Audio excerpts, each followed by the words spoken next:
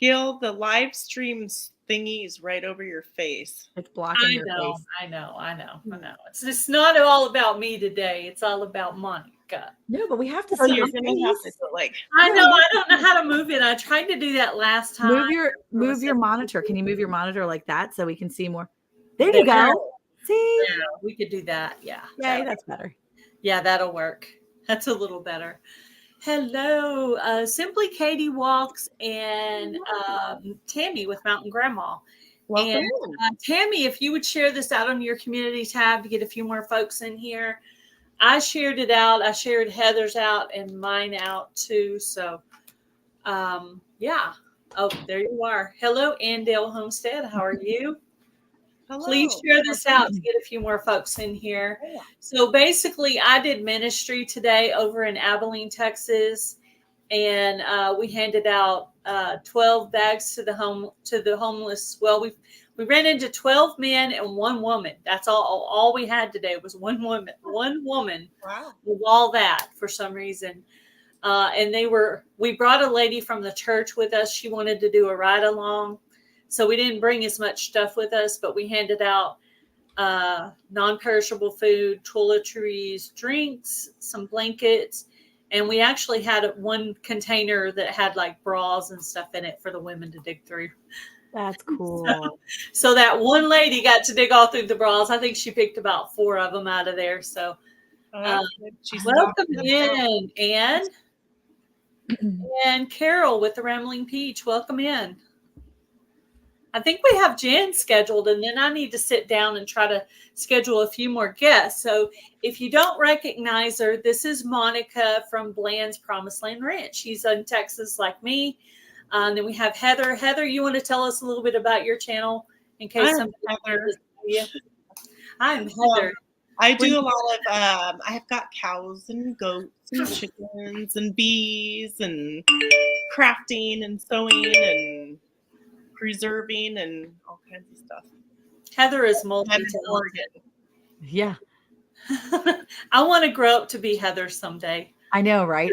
I like the bee idea. All the things, man. She can do it. She can just pick up something and just start doing it. Like she's like, oh, today I think I'll do stained glass. Well, I think I'll do a dirty pour. And the next day, I think I'll make this, and you're like, what? You're just going to pick it up and do it like this. Before I do things, I overanalyze it. I don't picture that from you. I watch a lot of videos and read a lot of stuff, and then finally I'm like, whatever, and then do it. Yeah, That's the only way to do it. Yeah, the only way to do it is overthink it and then jump in. Yeah, so I was talking to Heather about this idea, the secret of my success. So it's just basically channels over 5,000 subscribers obviously have something to offer. I wanted to pick channel size bigger than my own so I could learn as well, because I try to take some pointers from what I learned and the people in the chat, and you can go back and replay some of these and learn some. Hopefully you'll learn some things from Monica today. I'm sure she'll have lots of good stuff to give us. We'll wait a few minutes longer and then we'll get started. Yeah, this is just and nobody's answers are right or wrong. It's just something to give everybody an idea of something they may not have thought of, or something just that they might want to try. And it works for you, but it might not work for me, or it might. You never know. Yeah, it might be just the thing that finally gets you to where you. Yeah, some people are so structured and organized with their videos, and I'm trying really hard to do that. And I do try to do that when I'm doing these collaborations. Sometimes I even get nervous because sometimes I'm doing something I've never done before. Like this last year, I mean, YouTube has got me to try so many things I've never done before. So I did my first jelly, and I did the easiest one. I did grape jelly out of the grape juice. Oh, that's cool. I wanted it to be the easiest thing possible. And I was like, this is all. And it happens to be my husband's favorite. Oh, that's cool. I got that out of the way. So next year, if I do it again, I'll be a little bit more prepared. Hello, Prairie Living Twins and Jennifer Ocean Homestead. Yeah. I know I mean, sometimes you just gotta, like, it depends how long you're looking at wanting to do a particular thing. And sometimes you just have to just, Yeah, like I'm about to do my first Instant Pot video, and I've never used my Instapot, so What? it's Instant Pot is sitting there amazing. for like 2 years, and I would say collecting dust, but it's inside of a hutch, so it's not collecting dust. It's just sitting there. If you hear thunder, we actually have some rain coming through right now. Really?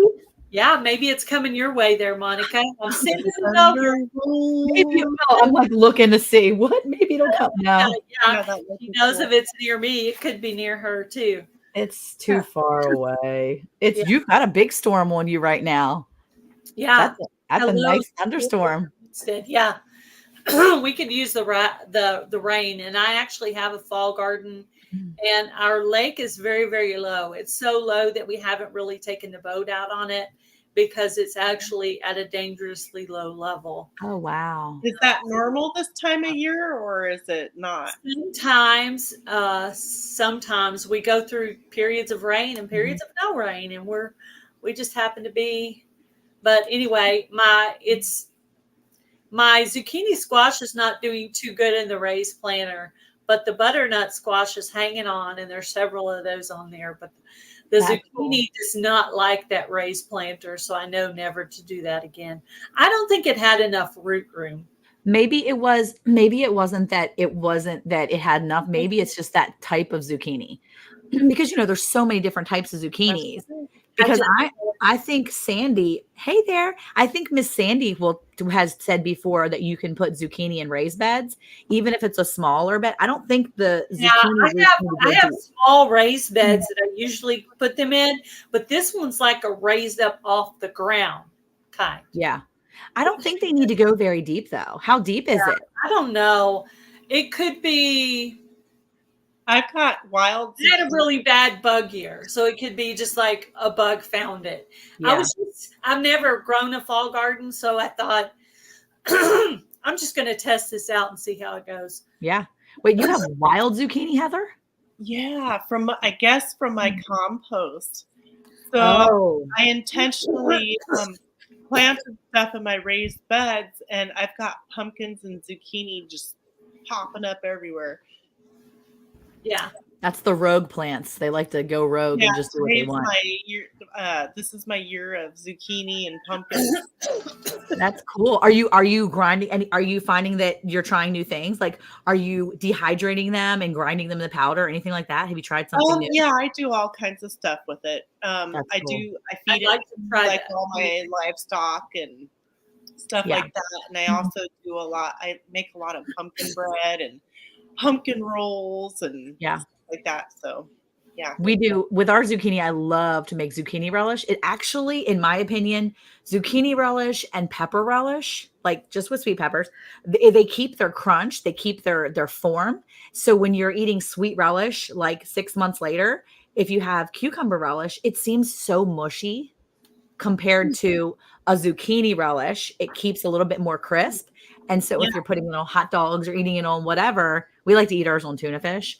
And then we'll like throw some sweet relish on with some tuna, and it keeps a little bit more form so it doesn't turn into mush. And my kids love it. They're like, please don't make cucumber relish anymore. And I'm like, okay. So I just got a freeze dryer. I have a countertop that I'm tiling to put it on. That I got from the resale store. It's like lower kitchen cabinets. So I'm in the process of finishing that up, and hopefully this week. And then I'll put the freeze dryer on there. So I was thinking of shredded zucchini on there so I can store it and not in the freezer. Yep. I think that's a great idea. Soup and stuff like that. So we should probably get started, right? Yeah. We could just talk all day. I know, right? That's fun. With Monica. Yeah. How long have you had your YouTube channel?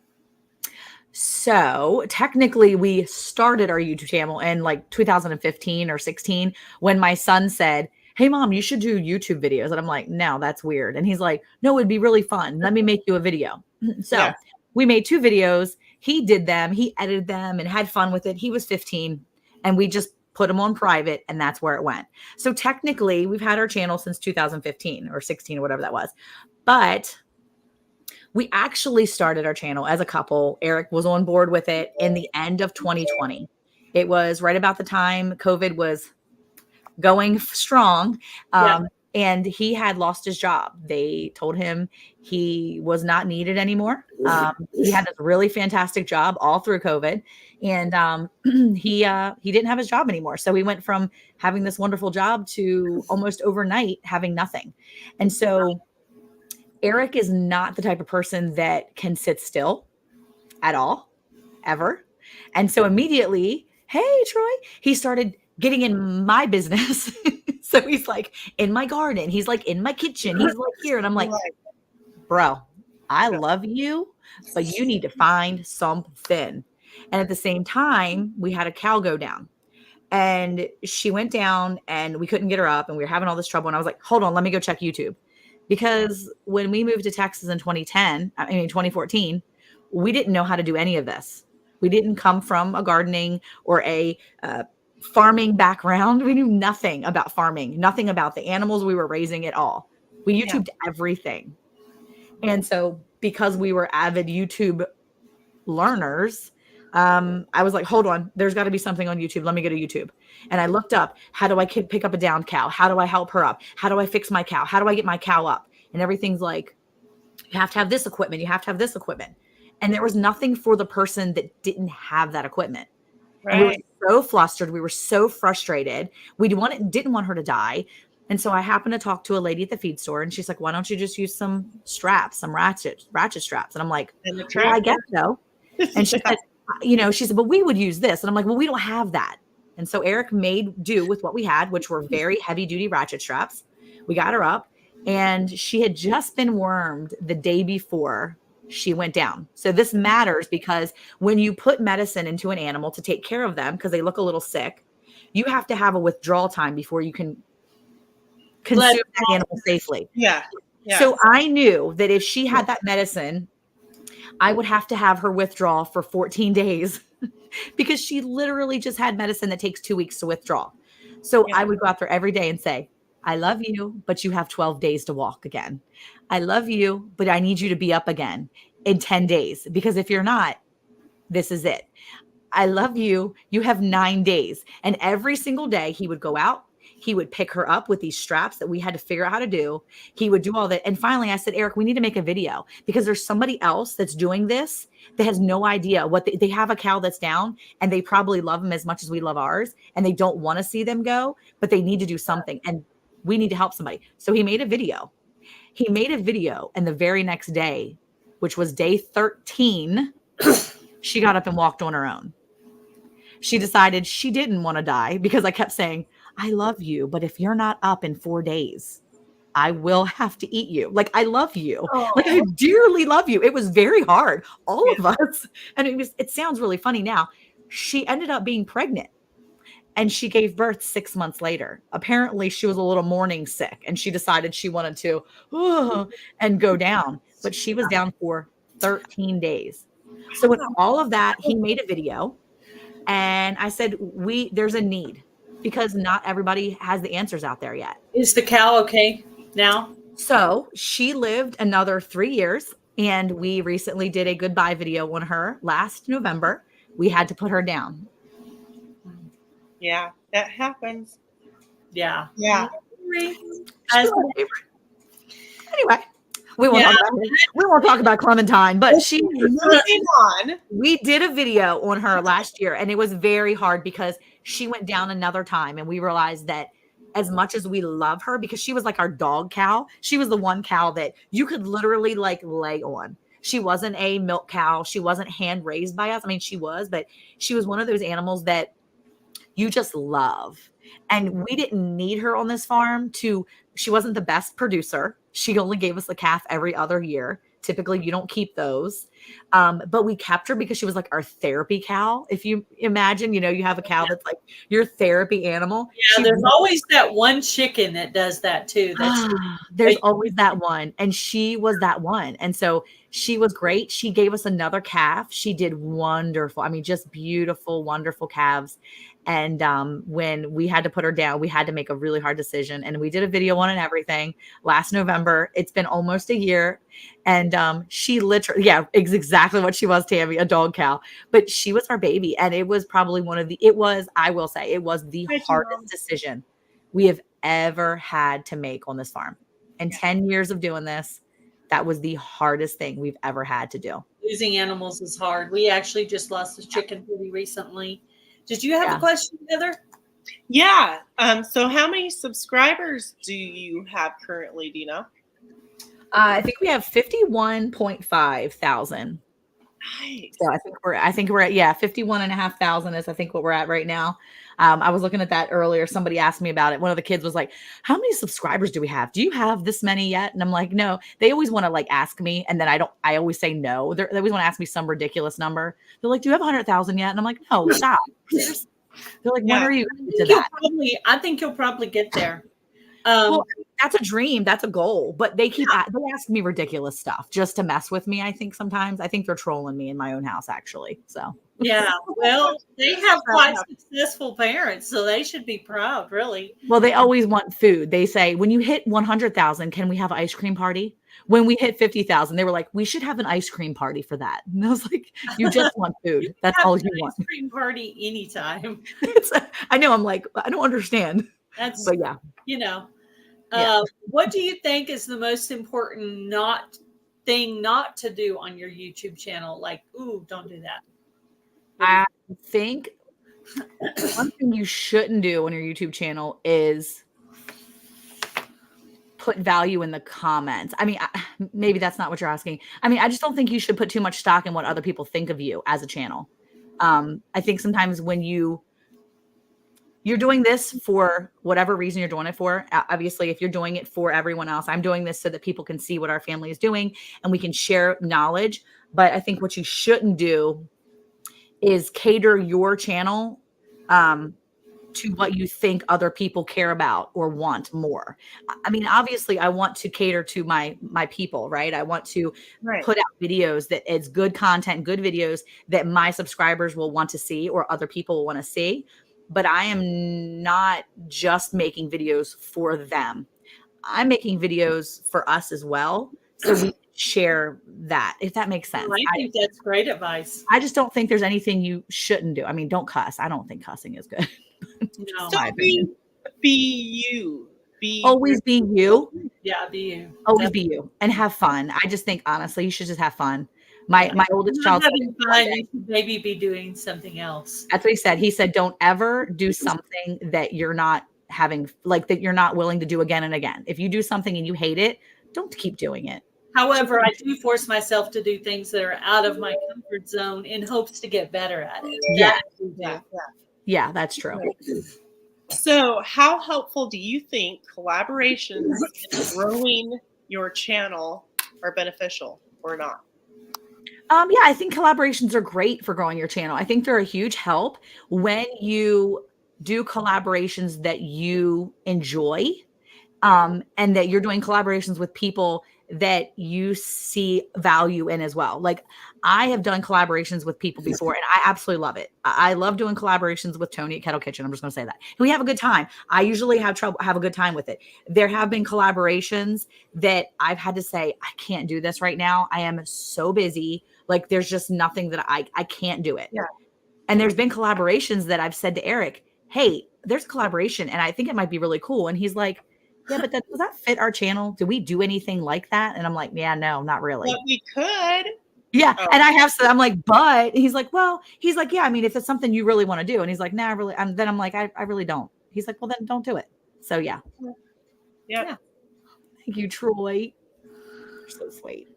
How beneficial do you think shorts are on growing your channel? Do you think they're cool or just a waste of time? Or no, absolutely not. I think shorts are 100% important in growing your channel. That for us, I mean, we have 6 shorts that have over 1 million views. Our highest short right now, what's made us the most money, as well as continue to get us subscribers. Each day we gain more subscribers because of at least 3 or 4 different shorts that go up. We put up 2 or 3 shorts a week. And that is the one thing that has helped us grow our channel.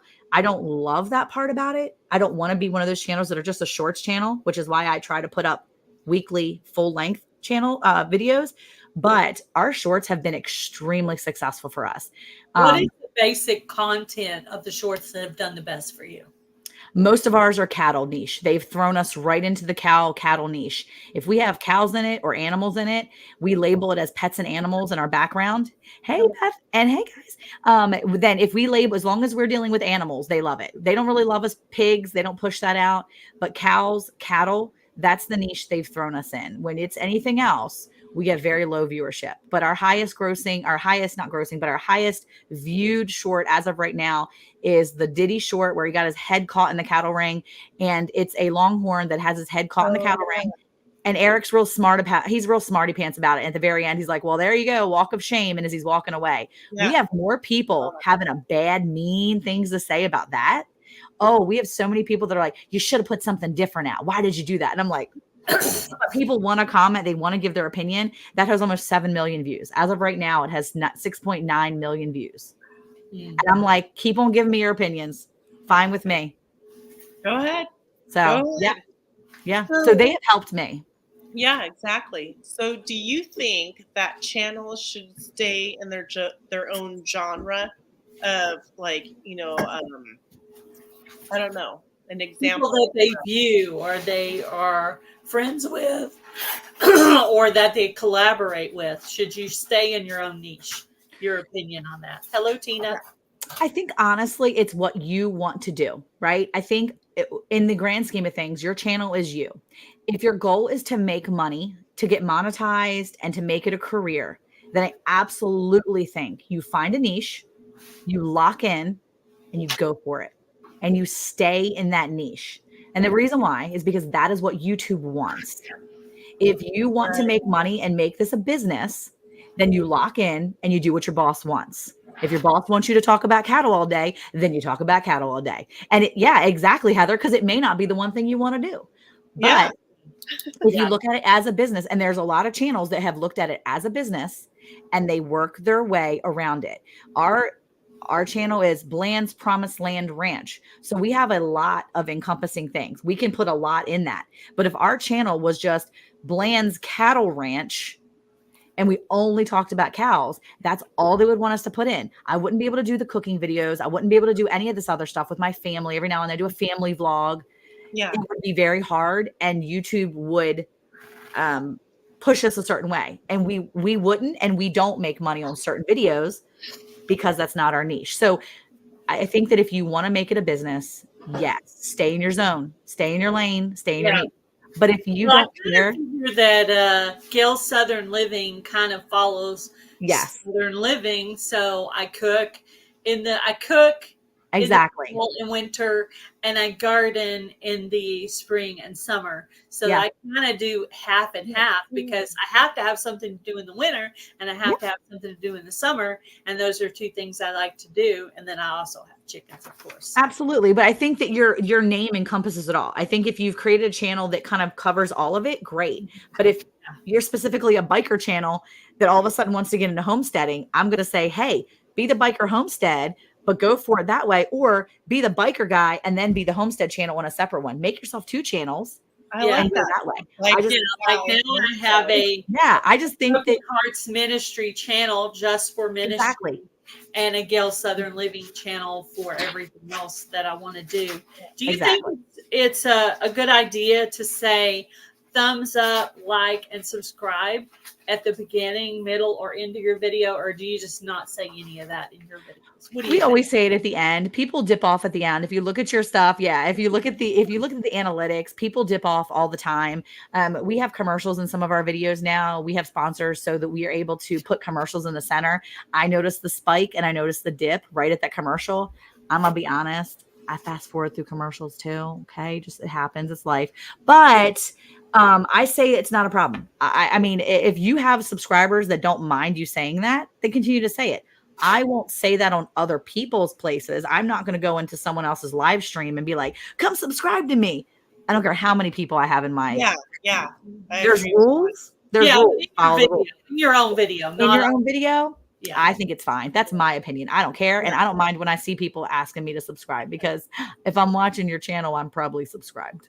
So. Yeah, exactly. I mean, I am. Yeah. Let's see.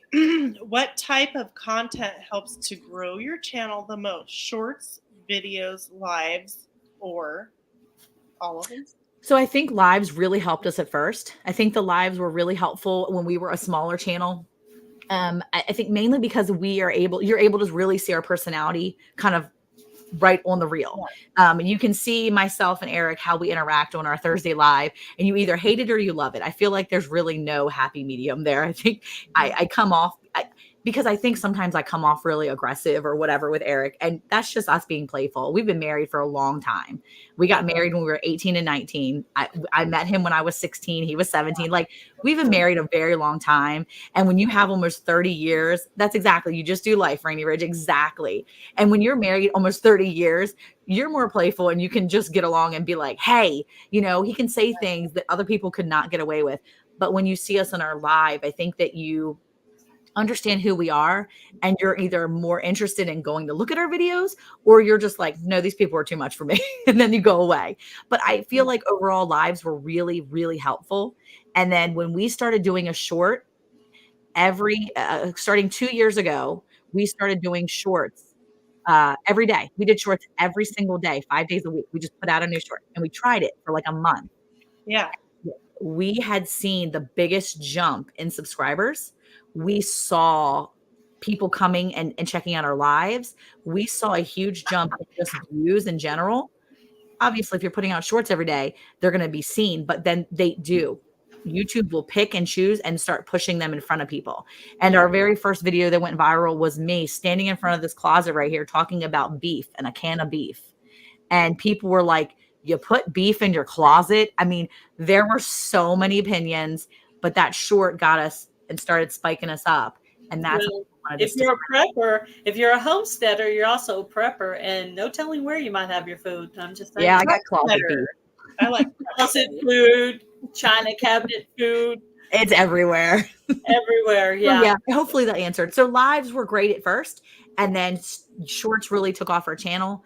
But I mean, I personally like long form videos, my favorite. So, yeah. But those two helped us grow more.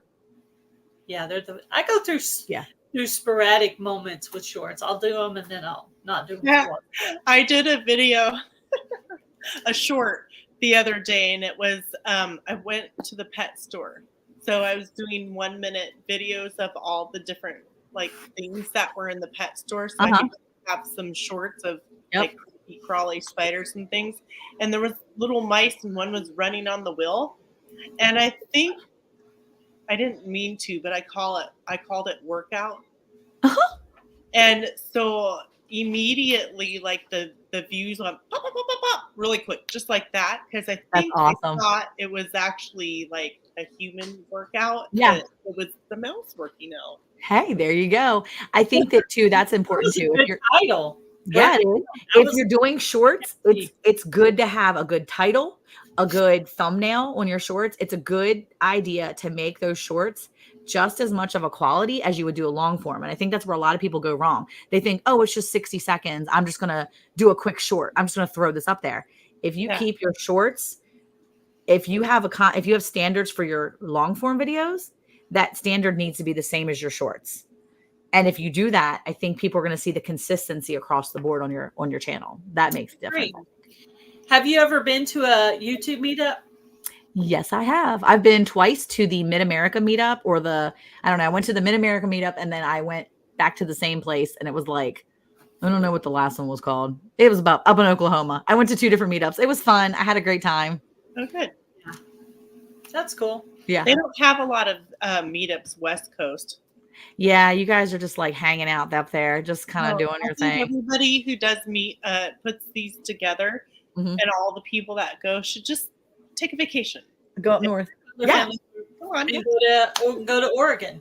Yeah. There you go. Meet up there. It's wonderful. You know, you can always organize. We also do Skillshares down here in Texas, and we've organized a Skillshare with a couple other people, a couple other channels, and we've moved around different areas. So, you know, you can always organize a Skillshare and go and share skills instead of it just being a regular meetup. You could do something where people want to come and share their skills, and not only make it be channels, but other people that are just interested. You never know, you might get a really good turnout that way. I was kind of thinking about like, so I volunteered at the fairgrounds in the agricultural building this year. So I kind of headed up all the canning stuff and, you know, vegetables and stuff like that. So I thought, I wonder if they would let me have like kind of like a conference where people were doing, you know, different things there. I bet you they would. You know, there's different places that hold conferences, but if they do, you can always put that out here on put it out here on YouTube and see if people be willing to come there and teach. Yeah. Well, I have a couple of bigger channels that said that they would. If Eric would. You let me know. know. Eric and I we'll fly up there and we'll come teach a class. That would be so cool. He would love it. A chance to get off of work. Yeah, he would love it. Right? That'd be Right off. Yeah. Yeah. Cool. Very cool.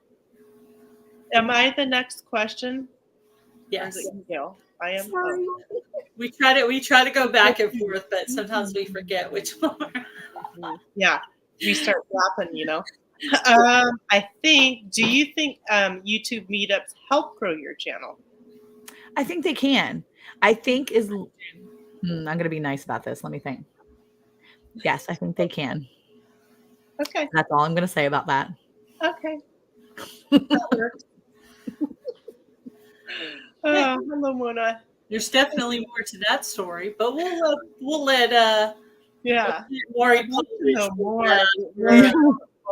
Jerry Springer, somebody like that. What editing software do you use? We just use our phones, and we actually use Splice, which we pay for per year. I think it's like, I don't know. We've been using it for 4 years now. And I think I've gotten a special deal on it. So I think I paid like $30 for the whole year, and we use Splice for both of us, both on our phones. So is it like an iPhone program or more of an I think it may be more of an iPhone program. I'm looking to see. I don't know. I mean, I know I put it on my iPhone, so both of us have iPhones, so that's kind of what we use it with. It's just easier to do on our phones because Eric could leave work, go sit in the parking garage, and literally edit a video for 20 minutes before he gets in his car, and then upload the video. And then while he's on his way home from work, once the video is uploaded, because he's done all the editing, I can now tag it, thumbnail it, and do all the things right from YouTube area. I can pull it and do thumbnails and do all that. And that's kind of how we tag team our videos. The duties of setting up the videos. We can things, and you do certain things. That's cool. Yeah, it's really helpful to do that with. Yeah. Well, and also when you have your phone and you're used to using your phone. Yeah, right, Anne. Yeah, I know, right? The only YouTube meetup that grew my channel was the very first one I went to. And I had just reached my 1K. I went to the Pryor, Oklahoma meetup. I guess it's like the Crocker, whatever the other family is. Jan, help me out. I don't know. Anyway, that was my first meetup, and I got the most growth from that one. After that, not really so much anymore. But it is a good way to like network and talk to people and really get to know people. Individually, because I think if you go into it with a good attitude as well. I think it's important to go into meetups not expecting to have your channel blow up. If you go into it knowing that you're going to go make some friends, meet people, network in the same genre, the same idea. They're in the YouTube world, so they understand a little bit about what you're dealing with on a basis of this is what we do. We're always videoing everything. You can't just go do something. At the meetup video, people are videoing people videoing. I mean, exactly. And I think if you go into it that way, yeah, it's a good thing. And they're great. I have loved the meetups. I have thoroughly enjoyed the meetups. I think they're fun. I think they also make me nervous, but they're fun. Yeah, I look like so I like people, okay? I like people, and then I also get really nervous. So my concern is that I always get into a place where there's a lot of people, and even though I'm talkative and I'm like really friendly with you all, if you get me into a space with a lot of people, unless I'm actually a speaker, unless I'm going to get on stage and speak, I am very hyper focused on just a few people, because if I know you, I will go to you and talk to you because you make me feel comfortable. Yeah, But I don't know everybody else. And I am not going to just be like, hi, I'm Monica. How are you? Now, I'll bring up something and I talk to you. try, but I don't do a very good job on it. I'm going to try. Yeah. And Butler Family Farm is in here so they can actually push me along, you know, There as a you go. kind of, Yeah. you know, Yeah. maybe pop me on the back of the head. Hey, Gail, you said you were going to do this. Well, What I want to do is I want to do little 10-minute interviews and ask just a few questions and put all of those in a video form and include like 5 or 6, however many makes it about a 15-20 minute video, and just put those out over a series of that week or maybe over 2 or 3 weeks. Kind and of just like speed dating. mini interviews. She's speed dating everybody. Hello, Susan with the Hillbilly Chicken Ranch. Hello, Amby. So we talked about you use your phone a lot. Is there any other kind of equipment or anything around that you sometimes use or do use? You know, we keep trying to use different mics, like the wireless mics, and they all stink. I mean, like, I have not found good ones yet. I have bought 4 different wireless mics, and nothing is to my standards or Eric's standards. And I don't know if it's because he's got like a big beard and it rustles around. I don't know what the deal is, but we can't do the portable mics. Maybe he needs one of those ones with, you know, the fur or whatever on it. We've got the ones with the fur. We've got the ones with the thing. We've got the thing without the thing. We have so many. Yeah, something extra. But I told him, I said, "Can you stick it in your beard?" He goes, "I'm not sticking it in my beard." I was like, the Luke from Luke's Goldies does it. He sticks it in his beard. It's another YouTube channel. It's a really big channel, and he puts it right in his beard. He goes, "That's stupid. I'm not doing that." I'm like, fine. So we don't really have much equipment. We put our iPhone into a tripod, and then we attach a little mic to it, and that's all we do. It's just this attached to a little tripod. Eric's tripod recently broke, so he's like low key mad about it until I get him a new one. But that's it. It's a little tripod. He sticks it where he needs to go. Has a little mic to it. Super easy, and that's basically it. You know, Yeah, Jerry and Susan. Monica already said she's not going. I can't go this year. Wear on a hat. Getting butchered at that time. Is that what you said? Yeah, so I have to, because my son is getting married in T-2 Saturdays. I cannot believe it. Wow. He's getting married on October 5th. And so we actually have to take some cattle in to be processed. And so they could do it the 5th or the 12th. And while Eric believes firmly in his heart that he could have done it on the 5th prior to the wedding, I was not going to chance it. He was like, "Yeah, we could definitely take the cows in." I'm like, no. No. We're not going to drive over an hour each way to load up cattle the morning of our son's wedding. No. If disaster could happen, it will. Yeah. And I am not taking that chance. Yeah, every single solitary movie, TV series, it's always a disaster when you do anything before the wedding. It's always about that.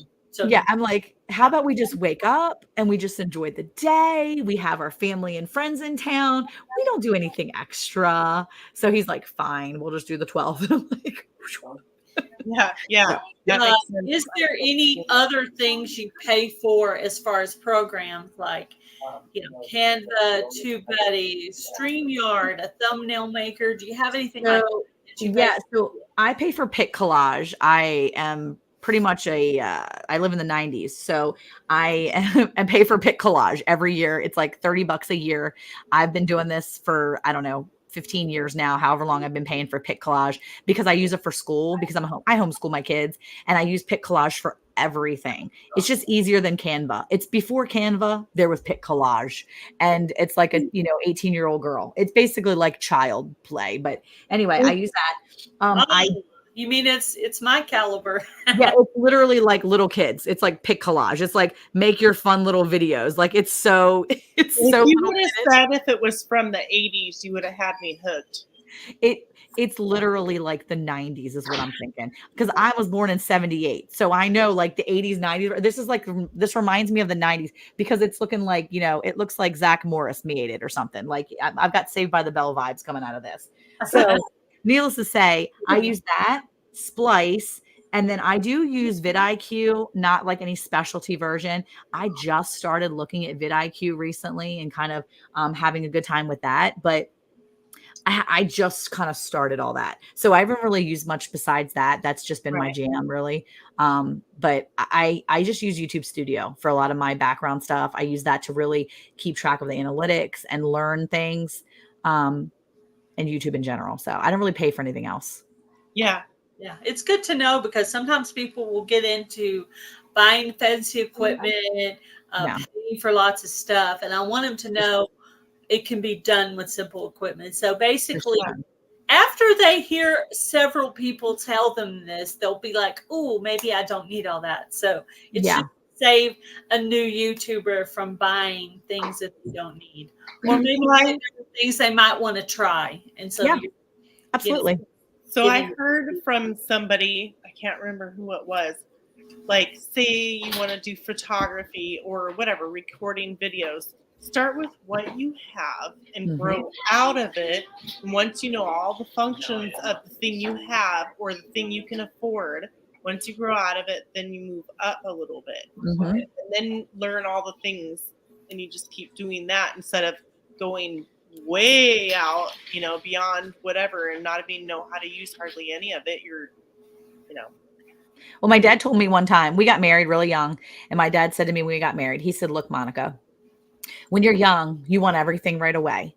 He said, "I understand that, but you're just married. You're not going to go out and you're not going to buy a house." This was in 1997 when you probably could have went out and bought a house. But he said, "You're not going to go out right away and you're not just going to go and buy a big old house and all this land and all these things. What you do first is you go live in an apartment and then you move to a condo or a townhome. And then years later, you get your house." He said, "Sometimes you have to take those baby steps and get used to doing what you're doing before you can move up to something more." And he said, that's like everything in life. And he was just equating it to houses because I was like, I want to go live here and I want to do this. And he's like, you have to focus on what you've got. Slow down. And when we do, exactly. And we do a lot of mentoring in the homestead world with people that we know live like close to us. People want to start out homesteading and they ask, "Well, what should I do first? I want to buy this animal. I want to get this. I want to this." And I'm like, "No, let's set some goals." And I sit down with people and I'm like, let's sit down and talk about your goals. Let's think about chickens. Let's think about what you want to gateway with. Okay. There's a few gateway animals you want to start with. How and when and what. And so because we've made mistakes. So let us help you not make those same mistakes. We'll give you information so you can jump off of that platform and see. But start small. You don't have to go buy everything right away. No, agree. You don't.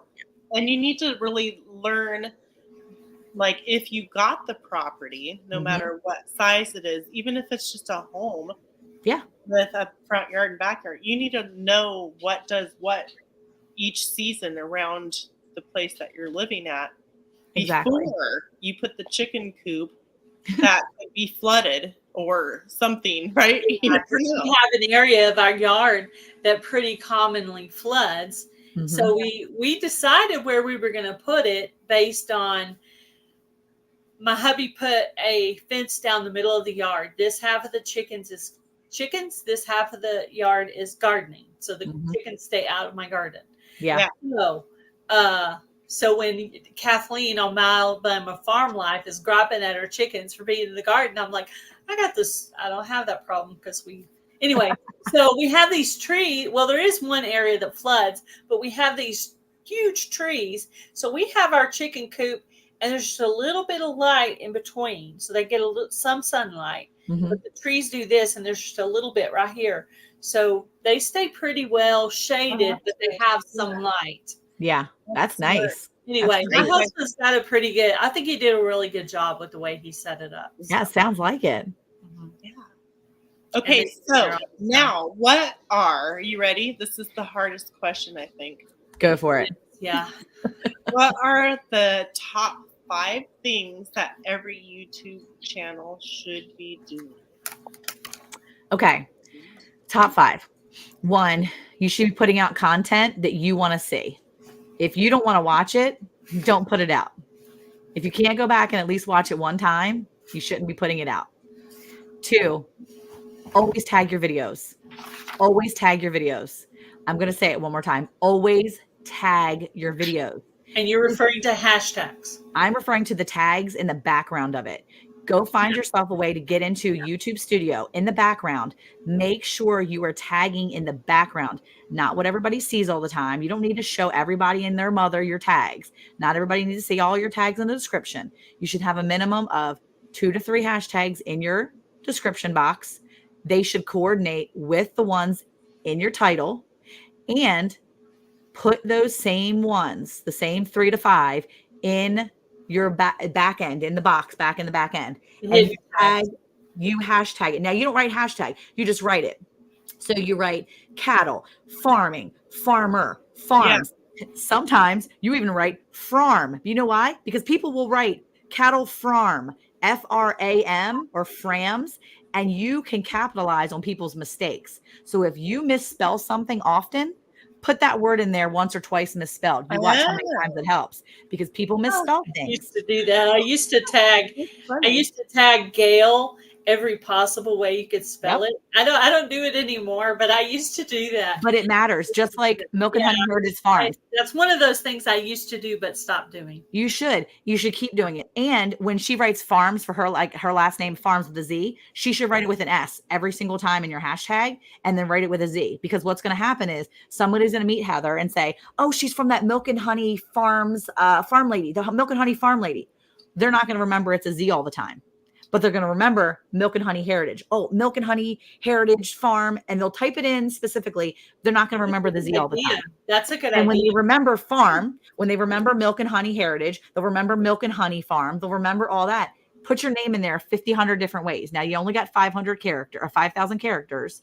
So you got to make it work, or 500. You have 500 characters. That makes it easier for them to find. But help them when they make mistakes, right? They're going to make mistakes. Help them. Tag your video. Put every single letter in you can. Okay. So when I say on the back end, I mean, I'm going to use my phone here. So I'm in YouTube Studio. It's a good question. So that's my number. That's my number 2. I'll come back to it. So let me just show you. Ready?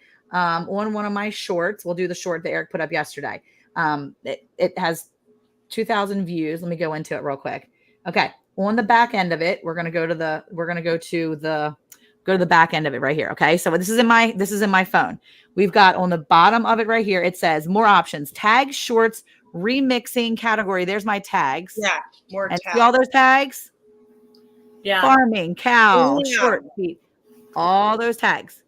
And I'm using every single character give me. Everything that describes your channel. They give me, we put Northeast Texas, funny, comical, farm humor, farming, farmer, farms, farm, cattle, cow.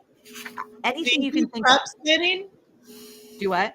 Prep setting? That's a good one. I put large family. I used to never put that. Large family is another one that I put on there. But remember, do not put things on there that are not in your video.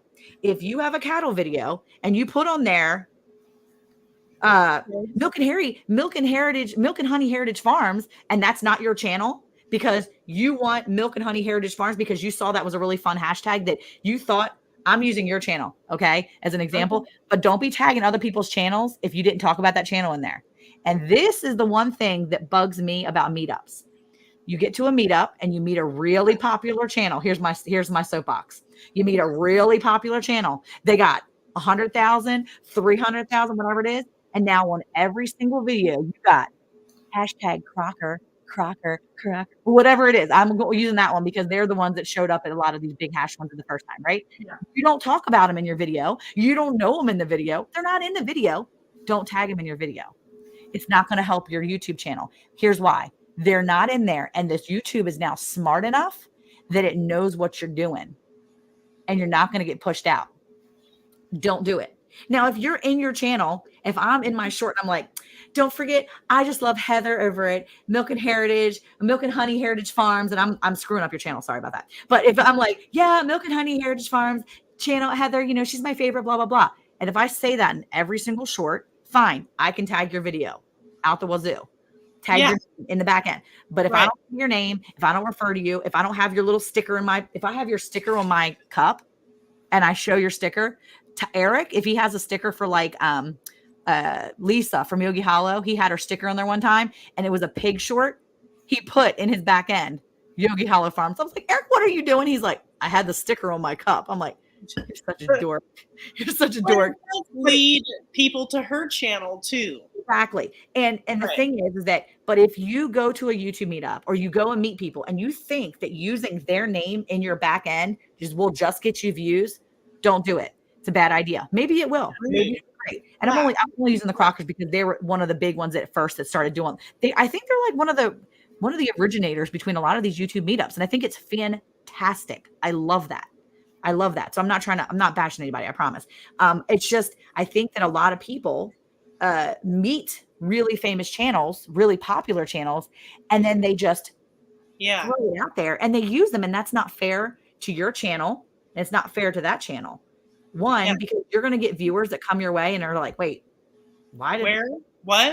How does this come in my feed? So make sure you're tagging. Use all your tags. Number 3 on the back end too, make sure when it tells you what category you're in, put your category proper. We had pets and animals, so that's what we did. Pets and animals. Do not put a video that you want to be seen that is a pets and animal video. It's got cows in it or whatever. Don't put that for automotive and vehicles. Don't let them just fill it in for vlogging because it's not. Specifically set it to where you want it. But it could be crafting. It could be all those. But like there's been videos that I was like, oh, definitely vlogging. Do it. Make sure you take your time. Changed for every video specifically. That category right there. You may just double check it. Always double check in your back. I call it my back office. Always double check your back office. And this is what happens when you MLM for like 20 years, right? You just check your back office. Okay. And that's what you're doing. You're checking to make sure it says pets and animals. You're just doing your due diligence on your video. Yeah. Make sure the back end looks as good as the video you're putting out. Because if you don't, you're doing yourself a disservice. I think, well, for me, when I was a new YouTube channel, like learning where all those things that seem so overwhelming were, what's that? And all the things, but you learn as you ask different people and listen to different people, you'll learn different things of how to get here and there. Yeah. So that's what I would say. Stick with your content. Make your content as good as normal, as good as you would normally do it, whether you're doing shorts or whatever. Put content out that you want to see. 2, make sure you hashtag it. Number 3, make sure you do all your due diligence in your back end. Just do all the work in the back end. Learn how to use the YouTube Studio, because if you want to have a successful channel, using your YouTube Studio will help you. Don't think about it as being such a big thing. There are hundreds of videos out there on how to use that studio better. And more than that, if you've been in YouTube for any amount of time, you've probably met people. And that means that you need to ask those people, hey, if you know me, even if you don't know me, if you want to ask me any questions, come to my channel, email me. Hey, Monica, I need help. Will you help me? Yeah. Absolutely. We'll get on a StreamYard and we'll play around with it and I'll show you what to do. Yeah. And you don't need to be my best friend for me to help you. And if they don't, there's plenty more that will. Exactly. So if somebody says, no, I'm busy, you say, okay, no big deal. If you don't ever ask, then the answer is always no. That's our rule here. If you don't ask, then the answer is no. So that was my first 3. My 4th one would be, well, I don't know. I mean, always do on your back end, do your hashtags, put out content that you would want to watch. For any YouTuber, is that what you're saying? Like the top 5 things you would think any YouTuber should be doing? Yeah. I think you should make 4. I think you should get outside of your comfort zone and get into, watch other channels, but interact with all the channels, making sure that even if you don't want to come up on someone's live, you go into the lives that people are having, make those connections, talk to people. Say, hey, nice to meet you, Indiana Backyard Gardener. Just how's talk your to people. chickens or Yeah, how's your whatever. So this is a small little bitty But thing. just But talk to people. there was a channel and she was wanting to do moderators because she just started doing lives. And I wanted to be her moderator just to help her because I like moderating. But she didn't do it the first time and she didn't do it the second time. But I went in there today and I was just hanging out with her. And today she's decided to do it. So Oh, that's cool. it's such a little thing, Yep. but everybody's idea of when they decide you're okay to mod for them or be their friend is a different time frame. Yeah. So I said it's important enough for me to be friends with this person. I'm going to keep trying. So I kept trying, and there I was, anyway. Well, my last one would be always be yourself. Always be genuinely you. If you try to be fake and you try to do something that you're not, or you try to, I mean, it's okay to do things that you're not used to doing, right? Get outside your Monica. Yeah. But like, seriously, people are going to, if you go through your entire YouTube channel and you're not who you really are, people are going to find you out. Yeah. And it always has a way of finding you. And I hope that people will say when they meet me, I am literally just as obnoxiously and loud in person as I am right here. Like I am literally myself. I will still say high energy. I will still say these things. I will still talk to you like this. I will still be loud. I will still, question authority. I will still be me because that's exactly who I am. What you see right here is what you see on the videos, is what you see in person. And that's, I think, what we've tried to do every single time. Genuine. Just be genuine. That's my last thing. If you're a new YouTuber, be genuine, because I 100% think that in anything you do, hey there, I think in anything you do, when you are your genuinely yourself, I 100% know and believe that God will bless that.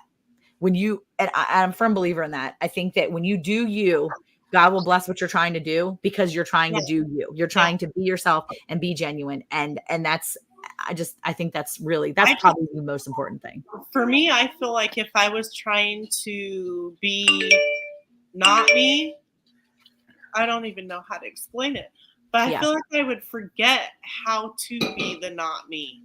Mm-hmm. Yeah. To be the person that isn't you. Yeah. I'd be like, how was that I did that? Or what did I say? No, I can't. Well, my kids always laugh at me. They're like, Mom has a fake smile. And it's true. I do. I used to be a secretary. I did secretary work for years. I also won a pageant when I was a teenager. So I know how to be like. So if you ever see me in a live and I just start going. Wake up, remind myself when I'm on other people's lives and I'm only listening to smile, because people are emailing me, are you upset? Are you mad? And I'm like, oh, I just wasn't watching my facial expression. That's why I started. That's why I smile. I'm listening to smile. Yes. So. That's why I smile a lot of times, because I had to learn to smile even when I was even when I was thinking or forming thoughts. I had to learn to smile. So no matter what. So I oftentimes will catch myself and I'll be like, and my kids are like, wow, fake smile, Mom. And I'm like, actually, no, it's a real smile. Like, I'm happy to be there. I am just not trying to look like this. Like when instead of listening, because this would be me. Yeah. I don't want to look like that because I'm genuinely listening. And so I just don't want to look like some like blob while I'm listening to people talk. So being yourself, but yeah, that would be me. I'd be like, really? My brother had a YouTube channel for a little while. Yeah. He's not doing it anymore. Oh. But when he would have people up on his channel, I knew what he was thinking because I know him. And I was like, I wanted to just like get the ruler out. Sometimes like, I know what you're thinking. Yeah. Well, sometimes on the podcast, I'll see Casey start to zone out and then I'll type stuff in the private chat. I'll be like, I'm typing stuff and I'm like, and then and then you'll see him look and go. He doesn't like too much rattling. I could tell they were rattling too much because he got an expression, and I was like, "Oh, I know what it means." I have like one idea. I don't know if this will work for the question we have for this channel. Do you make shorts leading to maybe a video that you're about to do? Have you used the feature yet? Yeah, so we actually have done it where we've made the long form and then we've done shorts around the long form and we've Yeah. referred people back. That has really helped as well. We have a video of a short where we have a cow that is very obviously needing help, a bull. Yeah. He has a really bad infection in his brisket. We put out the full length video first, and then he put the short out literally like the next Monday. We put out our full length Yeah. on Friday. One Monday he put the short out, and and when he put the short out on Monday, people were like, "You need to get him to a vet," and I'm like, click the link in the video. It's a full length right there. It already said what happened. He already died. Like people are so mean. They're like, take him to a vet. Why are you asking YouTube? And I'm like, we did the video Oh, yes. before we took him. You wrote back. So yes, we have done that many times now. That happened to me with the chicken once too. Yeah. So we're trying to keep this at an hour because we don't want anybody This to. question though. He wants to know. Now, I don't know from a gaming standpoint, but in general, I think we should add this question in general. What do you think makes people stay on your lives the longest? Like, what's advice for lives specifically? And I think we should add that question, actually. You know, we've been doing lives for over 3 years now. Honestly, I think as a person that does live streams, I mean, like we do live streams weekly, and our live streams are typically, they have always been 2 hours. We've been kind of cutting it back to about an hour lately because of school and things like that. But I will say, I think, in my opinion, keeping people on live streams is really talking to them, keeping them moving, going from one topic to another. I know I watch several gamers that do streams. Now, I've watched their videos, and what keeps me watching some of these gamer videos is the constant movement. I probably have ADHD, and so I need that constant jumping from one topic to another. And for me, that makes the most sense, and I can stay with it. But I would say for sure, live stream in general, continue to just keep them involved, talking. I add polls to my live streams now. We interact, we ask questions. Asking questions and getting your people in the live stream to comment in the live stream. People want to comment.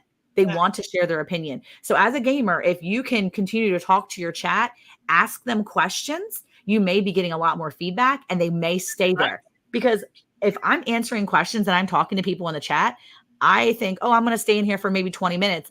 And then I'm going to chat for like an hour. And I'm like, oh my gosh, I just literally stayed in this chat for an hour. Eric's like, what have you been doing? I'm like, well, I was supposed to be making dinner, but I was on some live stream. Oops. Yeah. Yeah. So yeah, that's what I would do. Ask questions. It was an hour yet, Heather. I just looked down. I was like, okay, that's why she's saying that. Yeah. Sorry. Well, I don't want anybody to get overwhelmed with too much information. Yeah. So that's why I was like, let's try to keep it at an hour. I didn't realize that it was even at it went fast, didn't it? Hopefully I helped somebody. Hopefully it made sense. Actually, each person that we have on, I make notes to myself to try some of the things that they said, because what good would it do if I did these lives and I didn't even learn something myself? So I try to make a note, because some of the things I'm doing, some of the things I maybe need to start doing again the way I used to do, because sometimes when you're on YouTube for a while, you get lazy about certain things, and if you'd go back and do some of those things, it would help you. So remember what you did before and what you stopped doing, go back and doing those things again. Those things might have been helping you, and you got lazy and you stopped doing them. And I pointing the fingers at me first. Now you're going to be going back and writing Gail 850 different ways. And I'm going to try that. I like that. Yeah. And here's the real test. Go back and find a video, an older video that you did not hashtag. Go back and look at it and revamp that whole video. Maybe you tweak the title a little bit. Maybe you tweak the hashtag. Whatever you do, add some different hashtags, add some new hashtags, and use all the space you can. Make sure you have all that stuff in there and see if that video gets picked up. You never know. It might. Yeah. Yeah. It's possible. Try, there you go. Yeah. I think this was really good advice that you gave. And Thank you. if you came in mid live stream, please watch the replay and watch it over on Heather's channel, Milk and Honey Heritage Yeah. Farm, because she needs some watch time for her channel because she's Definitely. still working on her. Totally. So I'm cheering her on. Like, you're almost there for level 2. You're almost there. Yeah. Yeah. Yeah. That's We'll cool. see you again. Not Monica, but for everybody else in 2 weeks. We'll have another somebody here. So I think, Gail, you might have a nice friend visiting your channel currently. A what? A friend visiting your channel. I'm confused. Yeah. We'll talk about that. I didn't even know what she was. I have no idea what Heather's talking about. Heather's talking in code, and I don't know what she's saying. Well, I'm But looking to see.